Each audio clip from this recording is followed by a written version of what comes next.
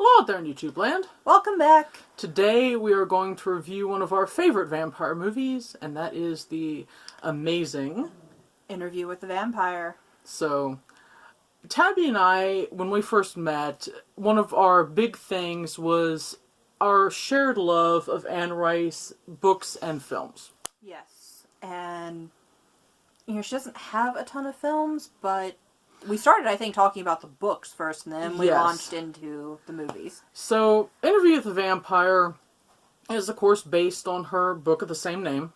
Yep. And it stars Tom Cruise and Brad Pitt. But there's some issues. There's a few issues there, and everybody's probably aware. Yes. And has their own pet peeves. But we're going to share with you our pet peeves and our raves about the movie today. So, for those who have never seen the movie or read the book, it is the story of a vampire named Louis who gets crossed by a crazy vampire named Lestat, and it follows their years together living in New Orleans. And then they travel to Paris and meet an ancient coven of vampires, and, kind of resolves from there, and then the stories continue into other films. Yeah. So, my first peeve is the casting of Tom Cruise as Lestat. I think he got kind of the maniacal crazy right, but then nothing else. Nothing else. And why in the hell they chose to try and bleach his super dark hair blonde, I don't know. He ended up looking like a fried strawberry blonde. He did, and that was bad. And it would have been better to use a wig. It would have been better to use a wig, and I think it probably would have made the makeup artist's life a little bit easier. Yeah, I think so. Trying to deal with how do I accent this. So, that's like kind of an altogether thing. The other thing I had an issue with is in the scene where Lestat dances with Claudia's mother, the corpse. Mm-hmm. Tom Cruise's portrayal is very stiff. It is. It's not a fluid scene. It's not a goofy, like, And to me, like, an actor that would have done an amazing job with that part specifically would have been Jack Nicholson. Yes. Can you imagine Jack Nicholson and his maniacal ways dancing around with a corpse? Now, that would be funny. And actually, you can see that happening. In a heartbeat. There's no... I actually want to see that now. I do too. Hey, Jack Nicholson, if you ever see this, do that on screen. Please. Recreate that scene. Yes. The other thing, in terms of a positive, I think is the fact that Interview is so lushly shot. It is, and they chose the scenes, they chose the sets very, very well. Yes. They really set the mood with that. So it kind of tried to balance some of the shortcomings of the characters themselves. Yes. Another good part is I thought Brad Pitt did a really damn good job as Louis. God, he got the brooding down. He did. He was emo before it was called emo. Louis was a professional brooder. Yes. I mean, he was emo, as Dani said, before it was called emo. Maybe emo times a million. Yes, and if you read the books, Louis broods. For, 300 pages. We're not talking a little bit of brooding in a novel. We're talking page upon page upon page. And he managed in the movie to kind of capture that. Yes, and that was a really masterful portrayal of a character. And I think some of the looks at times that Brad Pitt as Louis would give Lestat were hilarious. It was that long suffering, dear God, what are you doing now? Yes. Look. It's almost comical at times. It is.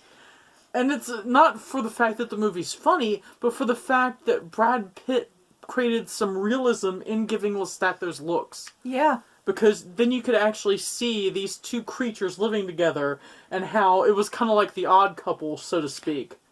The thing that I really wish Tom Cruise had done a bit more of was give Lestat that depth. Yes. He got to a point with Lestat, and then it kind of veered off. Yeah. It's almost like it reached a threshold, and really, Lestat has a lot of facets. You know, on one hand, he's a crazy nut job. Yeah. Over here, he's a highly intelligent religious historian. Down here, he has a suffering idea because everybody leaves him. And so there's like these multiple personalities almost to Lestat. And you still get the young lord coming through, but you also get that tiny bit of reverence for wanting to be human. Yes. And so, that's where Tom Cruise lost it. Really, he did. I can, forgive the choices of the costume designer and the makeup designer with the hair and stuff if he would have nailed the character. Yes. But he only had one facet of the character, and that's the only way he played the rest of the movie, and that doesn't work for me. It doesn't work for me either because it makes the movie fall a little bit shallow of what I wanted for it. Yes. Now, I was initially taken aback with the vampire Armand. Yes. Because Armand in the books is very different from Armand in Interview. Because in the books, for those of you that have not read the books, Armand is actually a 15-year-old kid who has been made forcibly immortal.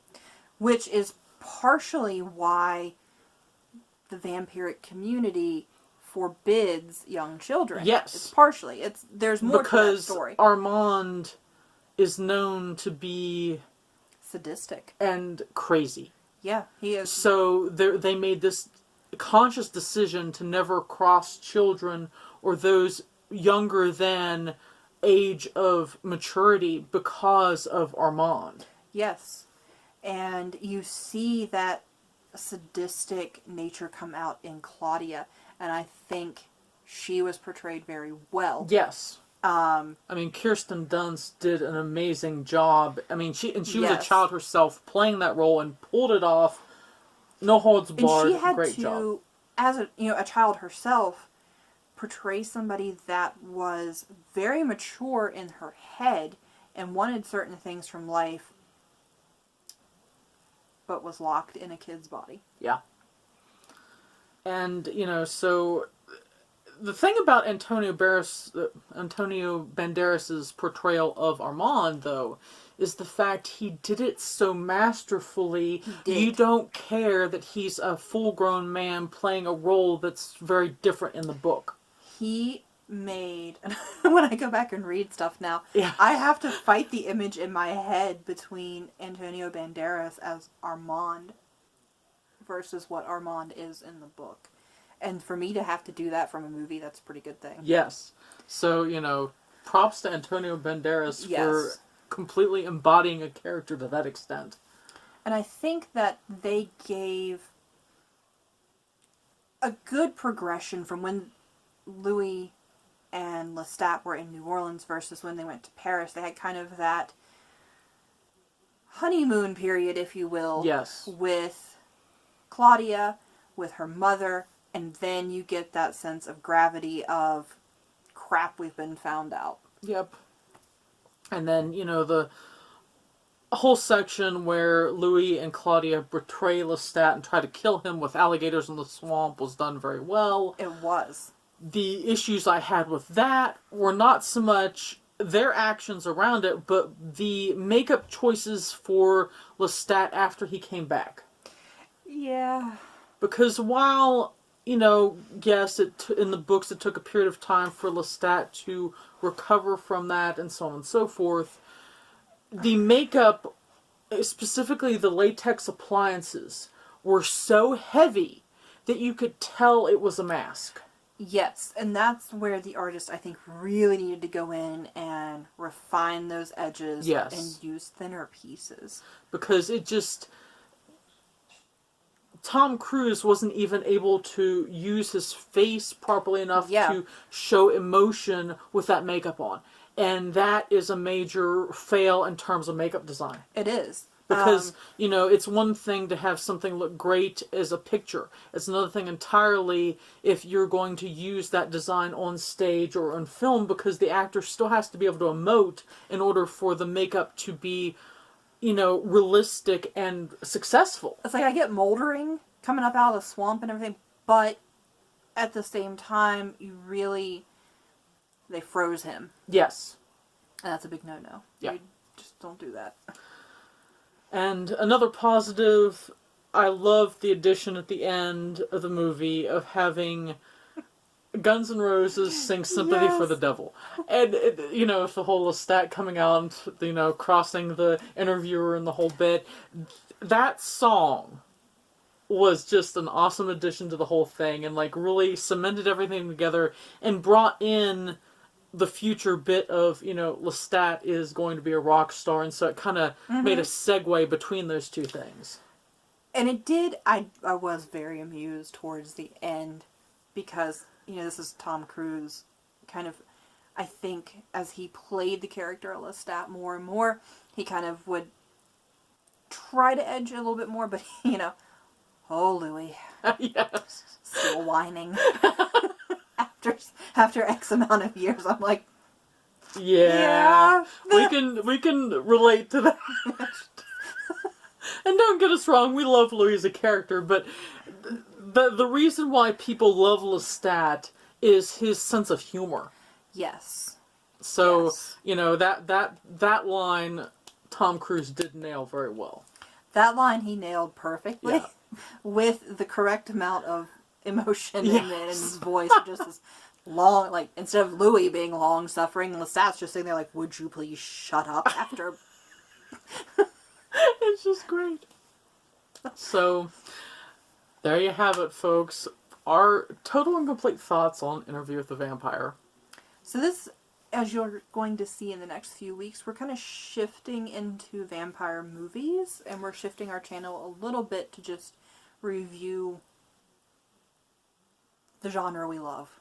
And, we'll still have, once in a while, a video that is kind of out of that.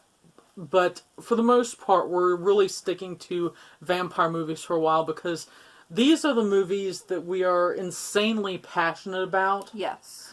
And we thought that everyone else might enjoy, having a camaraderie with us on the vampire movies, because when everyone has commented down below, most of the time people make comments on this when we talk about vampire movies. Yes. So we thought we'll give you what you want. We will talk about vampire movies, and you can comment down below with what vampire movies you'd like to see us talk about. Yes. And we are going to be continuing this twice a week upload schedule, and we'll just have fun with it. Yes. So strap in, hold on, get something good to drink, whatever.